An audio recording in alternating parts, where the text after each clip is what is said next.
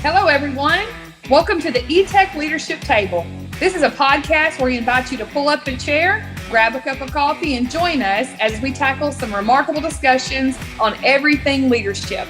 I'm Melissa Wood. I'm your host. I'm the Dean of Leadership Development at Etech Global Services. Hey, everybody, and welcome back to the Etech Leadership Table. It's just a place for leaders, by leaders, where we can sit and learn and grow from each other. I'm Melissa Wood. I'm your host. And today's topic, get ready. If you don't have a pen in your hand, you better get one because great leaders take notes, right, Jimmy? Absolutely. And today, I just want to introduce you to our guest, Jimmy Chebat. Did I say your name correct at the end? I practiced. Close enough. Chebat. Chebat. But you're right in the middle. Yeah, Chebat. Chebat. Jimmy Chebat. And Jimmy's going to talk to us about the world of gamification when it comes to retaining employees. And I think, I've been watching the Olympics, Jimmy. Mm-hmm. And I think all of us, all of our podcast friends and everything that join us, we love games. We just do. Yeah. I mean, look how far back the Olympics have gone. And so I think we're all just ingrained in the whole entire world because, the Olympics come together. That's something we all have in common. Like we can disagree on weather. We were talking briefly about the weather before we started today. We can disagree on drinks and, just a way of life in general. But when it comes to games, something happens to all of us. And that is where I'm super excited to bring you on because I think I'm going to take a stab here and I'm going to call you the GOAT of gamification, the greatest of all time. This is before there was really gamification, back in the call center. I know when I met with you before in the collections world, they called it gamification, but it was about the best gamification we had back in the day. But you've been doing this for quite a while. So, and you've got a lot of experience behind you. And I just want to tap your brain for everybody else today about that word gamification, what it is, what it's not. And I'll send his link in the bio. This is not the podcast where we are trying to read all Jimmy's credentials because when you are the GOAT of something, you have a lot of credentials. So I want everybody to hit his link in the bio, reach out if you've got questions about it. But I wouldn't say he's the greatest of all time if he hasn't proven so in history, being able to do that. He not only, I won't give everything away because I want you to go read about Jimmy Chebat. Make sure you say it right. When you go read about it, he actually, and I remember this when I met you, about the food company that you work for. Is it a family food company? And you guys, if I can remember, don't you make garlic whipped butter? Is that what you had said before? Yeah, it's garlic whip. Yeah, it's essentially just raw garlic processed at a very high speed with just very few ingredients, lemon juice, garlic, and salt. And, it's a family recipe. We have a restaurant in the DC area, just in Northern Virginia.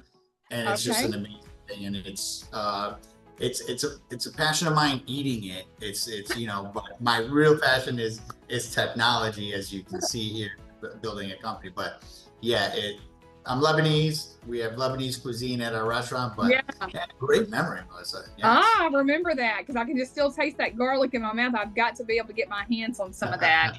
And then, I bring that up because the passions kind of intertwine, right? Like you were, the history you had, it was in a collections industry. I know you worked with a C-suite, and then you had to start, working with like some front-end agent levels. And then when we think about food, like there's a passion for food, obviously, that you have really simple ingredients that make a big difference. And that's where this company that you own, ZIZO, where you actually have created an atmosphere of simple ingredients. See, there's a lot of gamification tools. That's why I call you the GOAT. But they're not simple ingredients that create huge flavor. See how I put those two together? You were wondering how I was going to put those two together. So that's kind of what ZIZO does. And so I want to pick your brain a little bit about that topic of gamification, but in a different way, about employee engagement, right? The Olympics are out there. We're all engaged. We're all wanting to watch different Olympics. Do you have a favorite Olympic game that you enjoyed watching? I'm a basketball fan, so for me, it was about watching Team USA. I for some reason, I wasn't. Obviously, I'm all about Team USA, but they're so stacked. I was kind of rooting for some of the underdogs, to really come out and win. And there were some close matchups there at the end.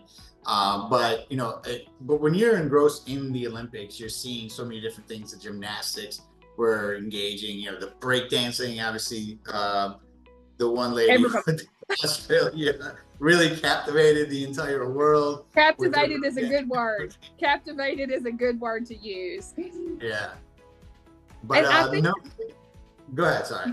No, so basketball, you would say, is like the one that you really would like tune into? For this year's Olympics, yes. I think, in the Summer Olympics, of course, the Winter Olympics are very different. But I'm a basketball fan, huge basketball fan. So watching, the NBA players and seeing some new players from around the world play. Yeah. And Team USA was a huge favorite to win the whole thing. And then those close matchups just kind of drew me in even more. Yeah, but I'm a fan of the underdogs. Yeah, I'm a fan of the underdogs too. Now, I do remember the original Dream Team when they played basketball with, and I just want to go on, if he's listening, and he could be, but I want to go on record. We think about the original basketball Dream Team, and I think we leave out my husband's least favorite player, but I enjoyed watching him, and that was Charles Barkley. Yeah, he was part of the original. Yeah, Charles Barkley. It is different. Go ahead. He gets a lot of flack, but he's part of the team too. Let's let him have his glory on the team as well. I understand others shot more baskets than he did, but he definitely gets the drama award in the Olympics, I think. So from that one. All right. Definitely a role player. When we think about the Olympics, we're engaged. We all, whether we watch for the underdog, when we watch for the country, because we have people in our around the table today that are watching from all around the world, Jimmy, and so it doesn't matter like what team you're on, but we like that engagement and that team unity. And one thing I picked out about your company and ZIZO, I really liked that you have like pillars of what you stand on, and so I just want to let our team know a little bit about the pillars. They look at accountability, and I believe that's what this gamification tool does. Agility, trust, professionalism, and communication.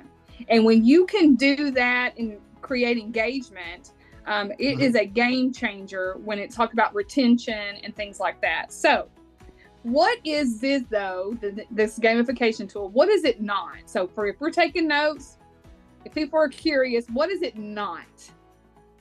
It's a really good question. So let me define gamification, generally speaking. So gamification is the application of game mechanics to non-game tasks, right? So you're just adding game elements into something that normally wouldn't be a game. Work is an example of that. Big example is fitness, right? If you're working out, that's just, exercise, right? But, companies like Peloton, or if you have an Apple Watch or a Fitbit, they turn that into a game by just collecting statistics about your performance, while you're exercising. And that just seems to draw people in, right? Whether it's the competition, the achievements, collecting badges. So that's kind of what gamification is, generally speaking. It is a very broad stroke, the term. Yeah. So, a leaderboard is an example of a game mechanic. When you're just sorting performances in descending order from top to bottom, that's considered a leaderboard. That's gamification. Everybody wants to be number one. What is not is, although it is part of it, but on its own, standing on its own, a reward system isn't generally gamification. So if you're just handing out rewards blindly or arbitrarily or subjectively, that's not gamification. Gamification is you have to add rules, you have to add some sort of statistical data to the whole process to make those rewards fulfilling. Because most people, yes, they're shooting for that reward, but pride plays a much bigger role. Being number one, being the top of the leaderboard, I think is more intrinsically fulfilling than the reward itself. So if to answer your question, I would say that, gamification is not just a reward, it's the process of earning the reward. And, with respect to ZIZO, if you don't mind me kind of good. keep explaining, But gamification is a feature that kind of always catches the attention for its engaging, fun elements. But it is important to highlight that it's not the core reason why ZIZO creates value, right? It is the element that ties everything together, and it just amplifies the effectiveness of our core values.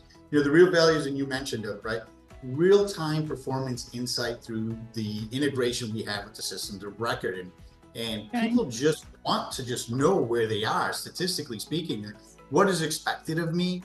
Where am I relative to those expectations, right? You have a baseline and you have a goal to achieve. But then where are my peers, and where do I stand relative to my peers? Like, how am I performing against my teammates or my competition, if there is a contest that's happening? But those are things, that communication, that real-time feedback loop is what we're finding out is the biggest value proposition. The thing that people care about the most is, in order to be engaged, I need to know what you expect of me and where I am relative to those expectations, and as close to real time as possible. I think that is beautifully said. Beautifully said. When you think about, if we just kind of link this to, the Olympics or an athletes, they want to know where they stand immediately. Like you think about someone finishing something, they're immediately, they know that when they score the points, or if you're a gymnast, they don't look at mom in the stands, or they don't look at coach, they look to see what the score was. I mean, they're immediately looking at the score. And when you have an athlete or an employee that's engaged to the level where they can immediately be engaged by looking at even if they're competing against themselves, a track runner, a lot of times they just are competing against their own time, and they're immediately looking at the time to see if they beat their time. So I think that is, that's how you just said it. That creates a culture where people want to be involved in that engagement, and you have to have that scoreboard. And I love that ZIZO is able to do that. So I know that you've got plenty of examples, and I would keep everybody at the table all the time and talk about it. We would pass this garlic whip around. I can just see ourselves with some pita chips and garlic whip. So next time we'll have to pass those around. But give me some examples where this gamification, like you're mentioning, has transformed workplace culture and the business success around workplace culture and business success. Yeah, I think you hear it a lot nowadays of disengagement or distractions at work. People, especially amongst the younger generations, who, have been conditioned or born into technology, right? So they're on their phones, and especially with remote workforce, there's so many distractions at home. And so with gamification, having that information public, right? And what I mean by public, within that closed network, everything is transparent. And, when people are engaged with the data, they want to see where they're at, and they want to see how they rank against their peers. It just creates that level of engagement and keeps them connected to work, right?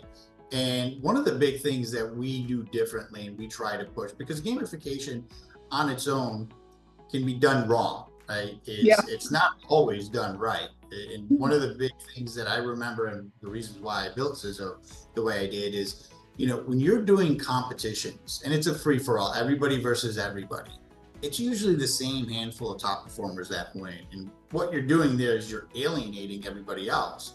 And you are paying for performance, but it's not a level playing field. They're the most experienced, the most tenured, the most skilled, and those aren't the people you want to motivate. Those aren't, by leveling the playing field and giving everybody an opportunity to participate is where you're maximizing, the impact of gamification. So you can do it wrong, and there is a right way to do it.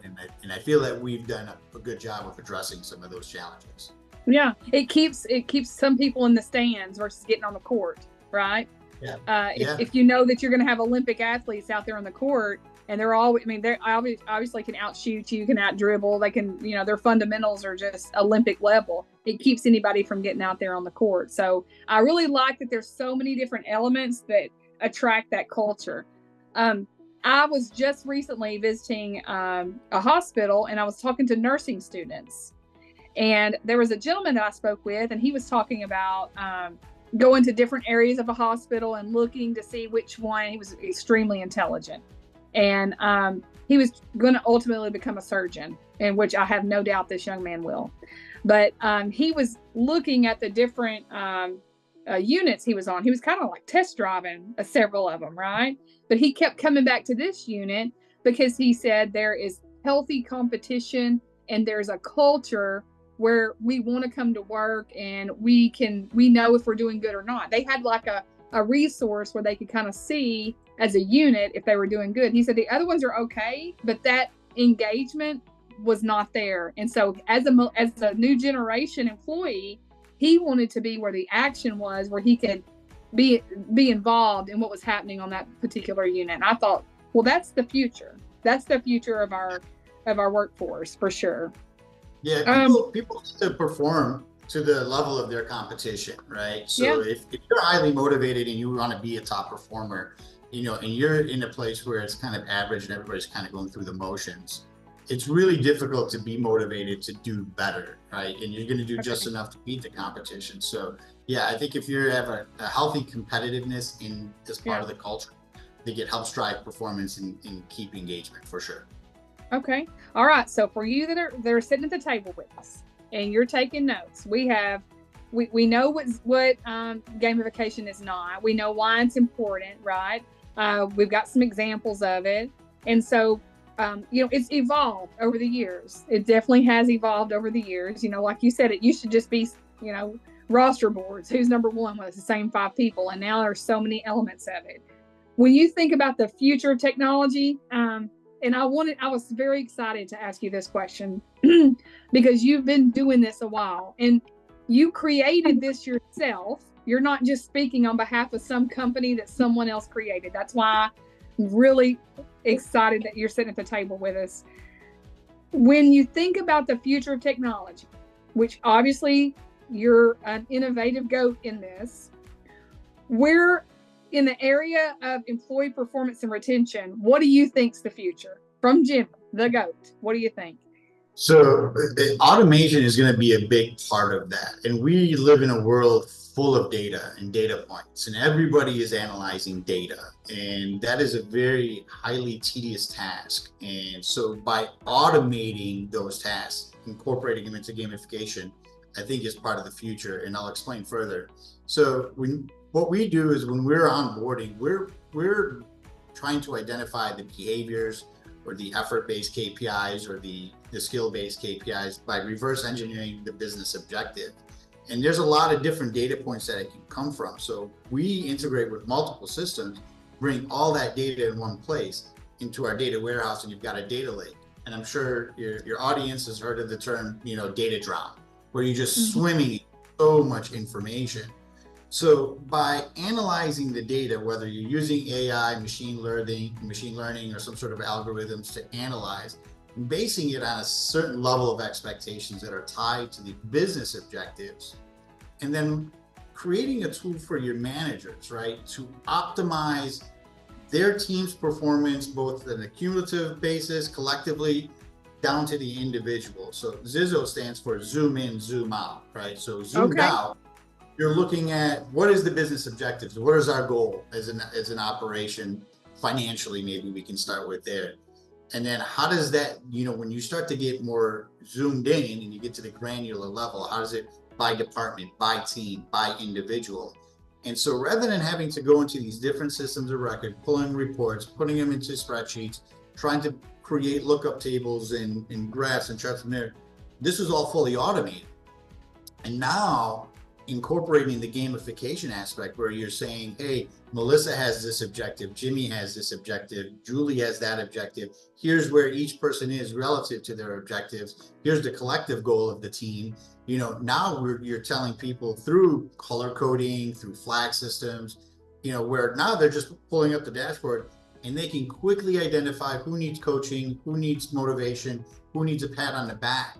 And I think that's part of is finding the optimal levels, and then going even deeper and further is if I can identify where does Melissa work best, where is she most optimized. So if you're saying, look, we work in a hybrid environment, sometimes she's at home, sometimes she's in the office, And when it's sunny outside and we're collecting these environmental data points, right? Okay. When she's and it's sunny outside, her productivity level is 20% lower than when she's working in the office. So let's plan her schedule so that way she's working in the office when it's sunny, because it's too distracting for her at home.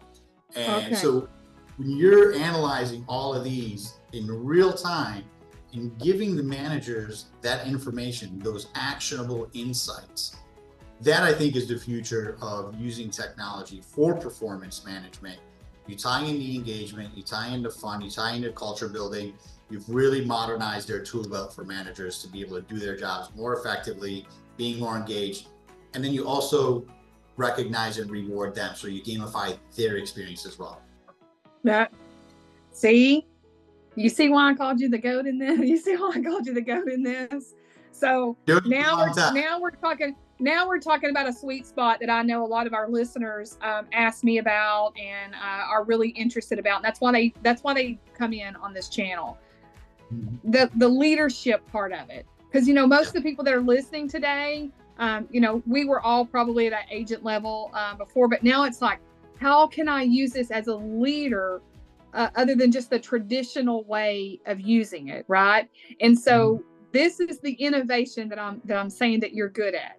And that's the piece of how can a leader use this information, obviously, to create a culture where people want to work, right?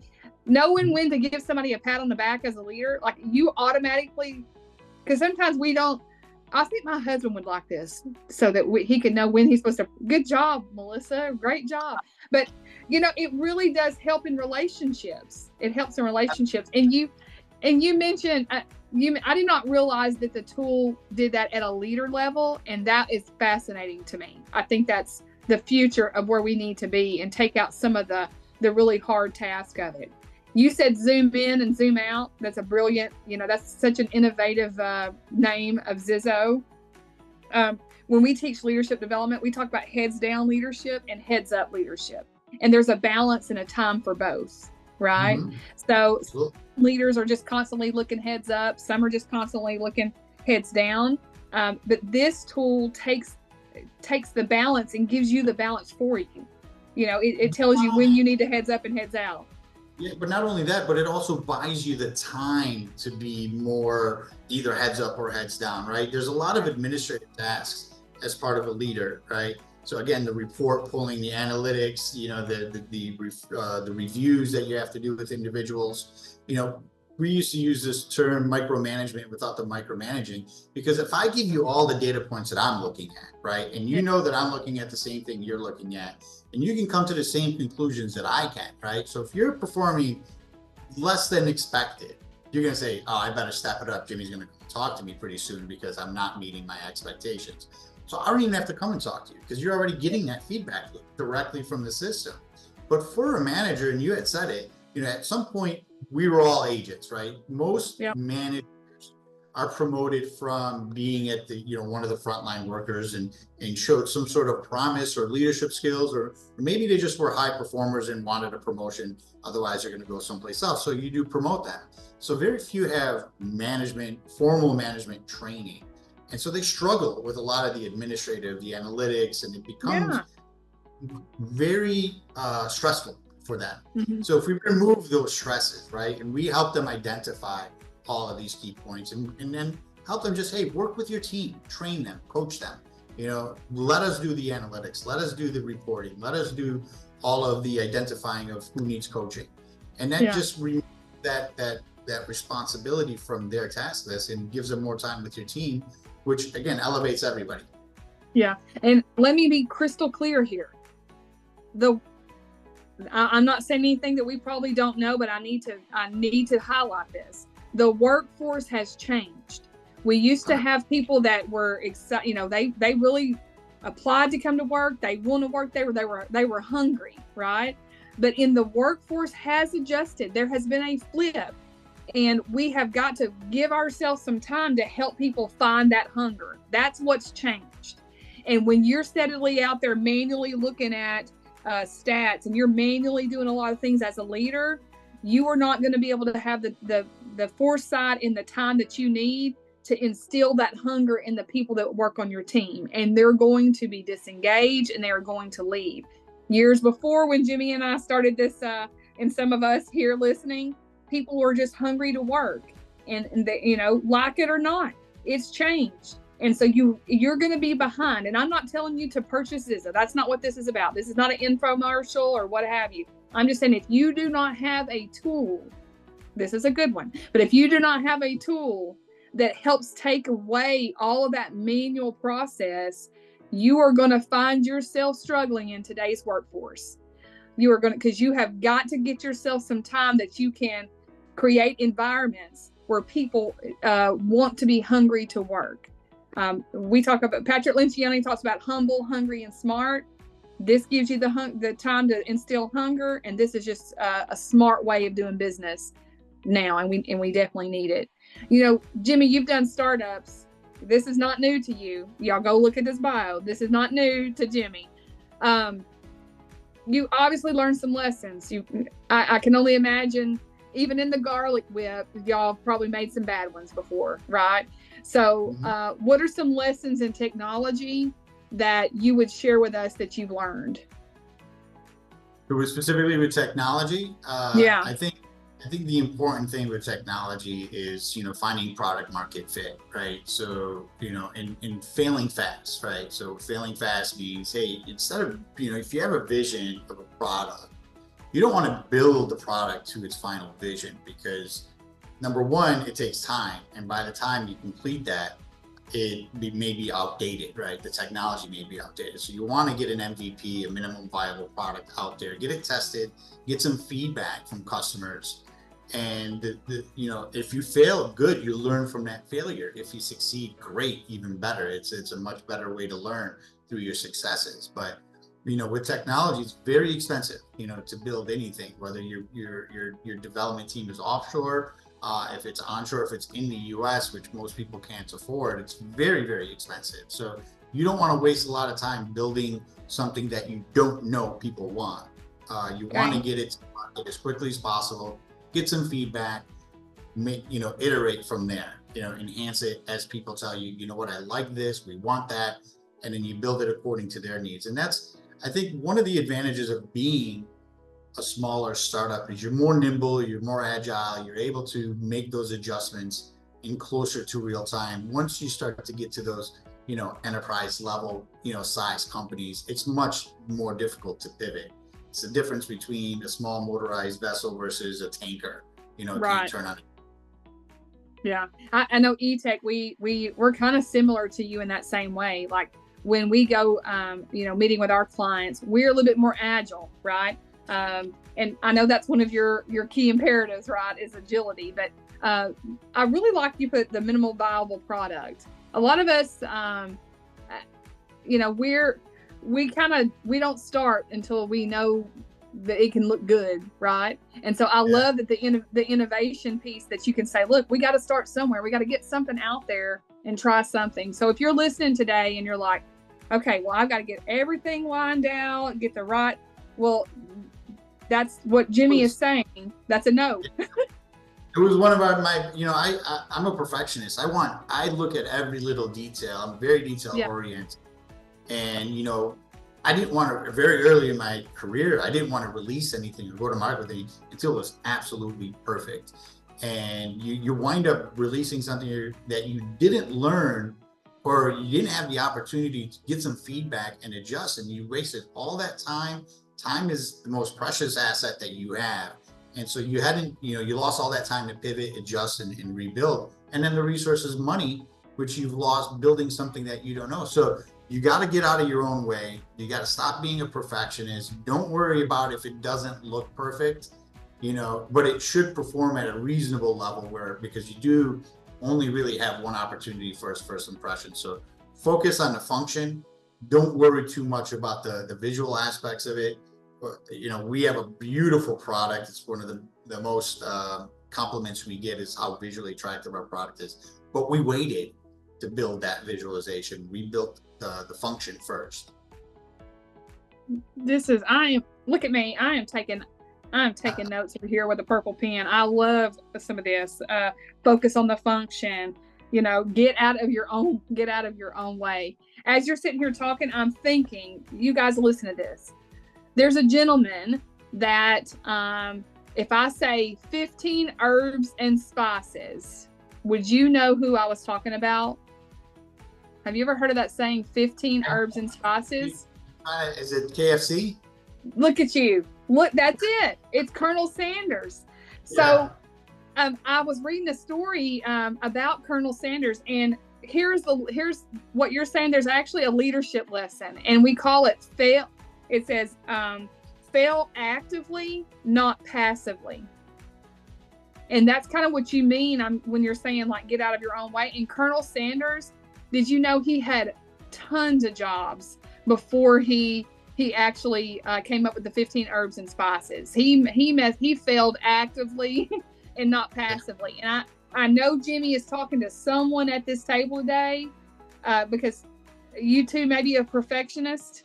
You two may be waiting for the perfect product or the perfect opportunity to bring something on like this, and it's just not going to be. You're trying to fail passively, and you've got to fail actively. And that's what Colonel Sanders did. He didn't just come up with 15 herbs and spices. He didn't just wake up one day. He failed constantly, and he is just a story of failing actively. So if you haven't read the story of Colonel Sanders, go read it. It's gonna blow your mind. But take away that from what Jimmy and I are gleaning to you today is failing actively, not passively. That failing passively is probably going to cost you. It would have cost Colonel Sanders millions of dollars, actually millions of dollars had he not done that. It's a modern take of trial and error, right? That's an archaic. Failing actively is you're trying things and you're really results. And, a failure isn't a failure necessarily speaking. I mean, in the past, failure used to be a negative term. Nowadays, failure is just a lesson, right? It's learning something and applying those lessons to your next iteration. And the faster you can get to that next iteration, the closer you are to actually building a great product. So that's the purpose of failing actively. You're paying attention, you're collecting results, you're asking people for feedback, and you're using that feedback to build your next iteration. Watch out, Jimmy. This has turned into a leadership podcast, and I'm going to have to get you to come back because this is getting good. Everybody knows that leadership topic is my sweet spot. I love that. And you can take anything. You can take gamification. You can take a way of life lesson. Failure is just a lesson. That's a new definition of it. Just like the workforce has changed, the definition of failure definitely has changed. Okay, wrapping up, final question for you, and then I'll let you go for a little bit, and then I'm going to ask you to come back one day. But what strategies do you believe are crucial for startups looking to scale and sustain it? What are some strategies you have for us? I've learned so much, over the course of my career, and every year it's something new. So number one, keeping an open mind and know that you're always learning, right? So once you think you know everything, that's the beginning of the end, right? So you have to understand that your journey of learning is never over, right? So you have to always, if you think you know it all and you're very egotistical, it's going to shut you down to being open. But that's one small part. I think it's one of the important lessons that I've learned kind of midway through my journey that, changed the trajectory of my success, is just being more open-minded. But I think one of the most important thing is building the right team. You can't do it all yourself, right? And I was very heavily involved in every aspect of business and would bring people in and would try to just delegate and, hey, do this way, do this way. You want people who are intelligent. You don't want to be the smartest person in the room. I can be a visionary, but you want to bring smarter people in to help you achieve your vision and your goals. And so I think building the team, and this is probably one of my most used statements that I have in my organization, most recent and most used, hire slow, fire fast, right? While building your team. Take your time. Really perfect your interview process, get multiple people involved, be very clear about the project scope and expectations, and find a culture fit. I think that's probably one of the most critical pieces. I'm not saying hire somebody green as long as they're cool, they'll work. You want that culture. That's a non-compromisable thing. If they don't with your culture, they don't have the same core values, they're never going to work. I don't care how skilled they are, how talented they are, how experienced they are. If they don't fit, as the visionary, the leader of the organization, you are determining the culture, you're determining the core value, and you hire accordingly. And then fire fast. If they don't fit, don't wait. Don't wait. The same conversations. If you find yourself talking about the same person every week at those meetings or in those side conversations, it's time to make that move. So building the right team is going to help you scale. You can't do it alone. See why, guys, I was excited to have him today. This is some good stuff. And just that fire fast, a lot of people, this is not really a popular thing to talk about. And I know that a lot of people won't address this because it's kind of like, ooh, that's negative. No, if you don't get rid of the situation immediately, then it will bring down the entire team. It definitely will bring down the entire team. Go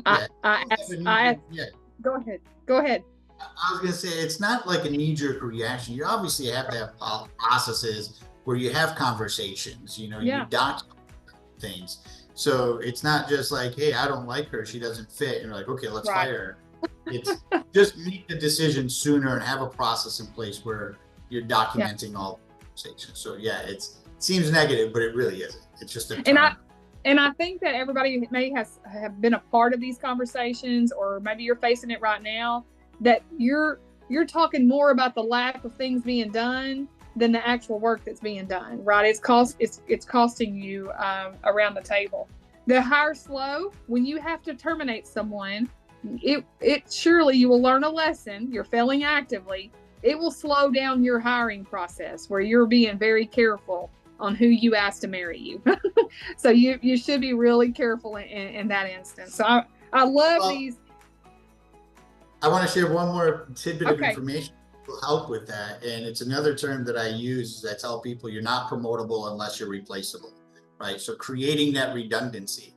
So when you have multiple people understanding and knowing how to do the job, you're not tied or married to somebody. It's not, because sometimes people will say, who else is going to do this job? I'm stuck with this person, right? So you build in those redundancy. You ensure that, more than one person knows how to do a task. So that way you're not tied to that individual. So I'm going to quote you on that one.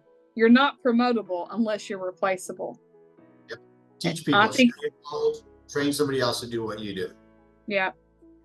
I love this stuff. You are spitting straight facts out here today. This tech brain is obviously got a heart for leadership. And that's from doing this for quite a while and making some mistakes and knowing what he wants, and then kind of really having some self-realization about himself, because he was really honest talking about being a perfectionist, and it slowed him down. So I love the humility that you definitely show there. This has been wonderful. It has been wonderful to know really about zooming in and zooming out. You've helped us to zoom in and zoom out about culture in the workplace. You've helped us to zoom in and zoom out and from a leadership standpoint and managers and what we need to have, and the always learning. I'll leave everybody with this. Ray Kroc was the founder of McDonald's, and he has one of my favorite quotes. And he said, when you're green, you're growing. When you're right, you start to rot. So, and you heard Jimmy say, if you think you already know everything, you're definitely in a bad place, right? So just think about what Ray Kroc said. He said, if you think you already know it, then it's just like a rotten banana, like a fruit that starts to rot. Like it just gets thrown away. So you need to stay green and growing. When you're ripe, you start to rot. So if you think you know everything, just picture yourself turning into a rotten banana and see what happens. I don't even think you'll be enough to make banana bread out of. But thank you very much, Jimmy, for your time today. We so loved you on the leadership table. Last thing I've got to know. Last thing. If you were to tell us your favorite food that you think we all should try, what would you say is, if you haven't tried this, you got to try it? What would you say? That's a tough one. I'm a lover of all foods, but I've got to kind of default back to my own cuisine, which is the Lebanese food. If you haven't tried Lebanese food, and I'll give you a specific dish, which is tabbouleh. Okay, tabbouleh. It's a parsley salad with tomatoes and onions and lemon and some spices. Find yourself a Mediterranean restaurant nearby, hopefully authentic. Maybe people who come from the old country, because they have the best recipes.